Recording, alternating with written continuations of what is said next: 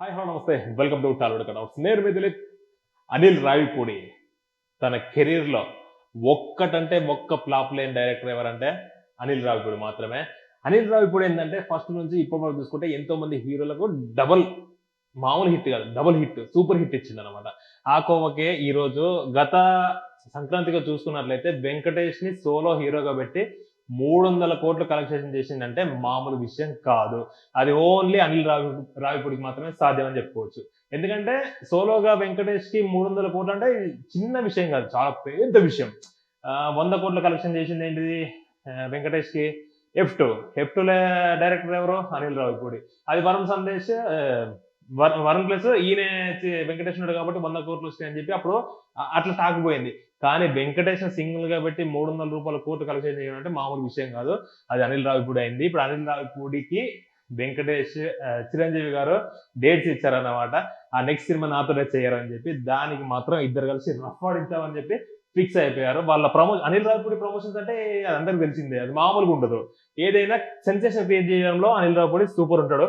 ఇగో megastar Chiranjeevi తోటి mega 157 రోజు announcement రోజు కూడా డిఫరెంట్ ఎవరు ప్లాన్ చేయండి. ఇప్పుడు మెగాస్టార్ అంటే ఆయన మెగాస్టార్, ఆయనకు టైం ఇచ్చి ఇట్లా స్కిట్ చేయించి ఇదంతా చేయడం అంటే మామూలు విషయం కదా. అనిల్ రావిపూడి మాత్రమే సాధ్యమో. ఈ మెగా 157 సినిమాలో చిరంజీవికి జోడీగా లేడీ సూపర్ స్టార్ నయనతారని తీసుకొస్తున్నాడు మన అనిల్ రావిపూడి. అది ఎలా సాధ్యం అంటే ఇప్పుడు నయనతార మెగాస్టార్ చిరంజీవి తోటి సైరా సినిమాలో నటించింది. అందులో దానికి హీరోయిన్ గా నటించింది, భార్యగా నటించింది. తర్వాత గాడ్ ఫాదర్ సినిమా విషయానికి వస్తే మెగాస్టార్ కి సూపర్ హిట్ కొట్టిన గాడ్ ఫాదర్ సినిమాలో మెగాస్టార్ చెల్లెలుగా నటించిన నయనతార. ఇప్పుడు చాలా నుంచి ఇప్పుడు చిరంజీవి అంటే 60+ 65 ఉన్నాడు కాబట్టి హీరోయిన్స్ చేయడానికి కొంచెం అంటే మెగాస్టార్ చేయడానికి ప్రతి ఒక్కరికి ఉంటుంది, ఆతృత ఉంటుంది, ఆసక్తి ఉంటుంది, చేయాలని కోరిక ఉంటుంది. కాకపోతే దానికి ఇప్పుడు ఆయనకు సూట్ అయ్యే వ్యక్తులు చూడాలి కదా. నయనతార ఒప్పుకుంది హీరోయిన్ గా. ఇప్పుడు ఈ సినిమా మాత్రం ఇదైతే క్రేజ్ బజ్, మామూలు బజ్ కాదు ఇది. ఎందుకంటే ఇక్కడ తెలుగులో తమిళ్లో ఎక్కడ చూసినా కూడా వీళ్ళిద్దరి మధ్యలో వీళ్ళిద్దరిని టైఅప్ చేసి అనిల్ రావిపూడి సినిమా తీస్తున్నంటే ఇది ఒక సెన్సేషన్ అని చెప్పుకోవచ్చు. నయనతార ఒప్పుకుందంటే నయనతార కూడా ఇంత ముందుకే వీడియో రిలీజ్ అయింది, నేను సినిమాలో నటిస్తున్నాను అని చెప్పి. డిఫరెంట్ కాన్సెప్ట్ గా అనిల్ రావిపూడి అంటేనే డిఫరెంట్ సినిమాలు, కామెడీ, ఎంటర్టైన్మెంట్.